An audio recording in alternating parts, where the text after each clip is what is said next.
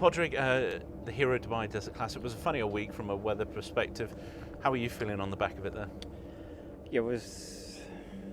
It felt like a long week, even though I only played 2 rounds. So yeah, it was a strange week, unusual for us down here in Dubai last week for the weather to be like that. But they got it done. The golf course is in great shape. They turned it around, unbelievable. They are the unsung heroes of the tour. The green staffs. Every time this happens, a storm rolls in. We get course washed out. I think at some stage, one set of greenkeepers is going to have to take one for the team and actually just turn up and leave it the way it is, so the players actually appreciate the work that they do, because every time they just turn it around, they get the golf course in perfect condition.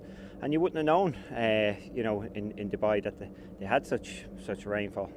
I know you would have liked to have been there for the weekend, but how happy were you with that bounce back 65? Yeah, it was nice. The first day I just played like a klutz. I think you get that like once a year. I remember I used to get it when I was a goalkeeper as a kid, and once a year you just drop a ball a back pass between your legs into the goal. And it's funny, they never substitute the keeper off when he's doing that, and that's a bit like golf. You have to keep going. But yeah, I could have. It was just one of those days, the first day. But shoot 65 the next day was an easy 65, so that was nice. Got a few things sorted out on the weekend, a little bit of practice done. So I wasn't very happy with my ball flight last week, so it should be a bit better this week. You told us last week about some of the physical challenges and struggles you might be facing for the next year or two. Does that amend your schedule at all? Do you give yourself an easier time, or is it the same? I can't practice. I walked 9 holes yesterday and at 12 today, and my knee is hurting. It's a lot easier on the Champions Tour where I can ride in a cart. I don't have any of those problems, or at least not as significant. So yeah, I have to do 18 holes tomorrow in the Pro-Am, but I really, if it was up to me, I'd never walk 18 holes. That's just, I can do it, but I'm in pain. I have to ice it down, and I can't do much more. But that's just life. I have other niggles too as you get older, and you realise you can't do what you could do as a kid. But they're still fighting me, so I figure it out and get it done somehow.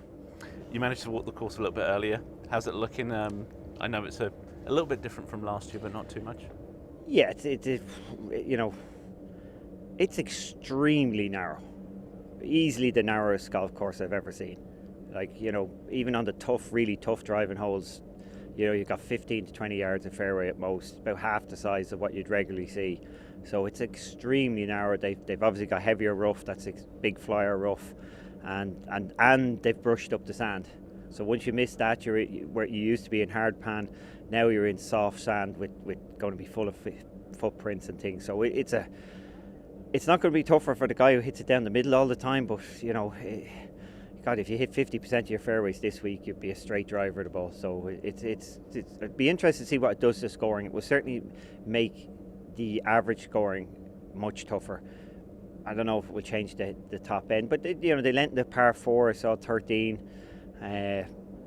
Really, it was a great hole when it was drivable. It's kind of just it's nothing now. It's just everybody's going to play from the same place. So it's interesting, when you come to a golf course like this. It was actually perfect last year. The scoring was good. Everybody enjoyed it. The greens are in great condition. The golf course is in good condition. A good golf course to play, and obviously they've made a concerted effort this year to make it tougher. Tougher doesn't mean better, though. Good luck this week. Thanks, Padraig.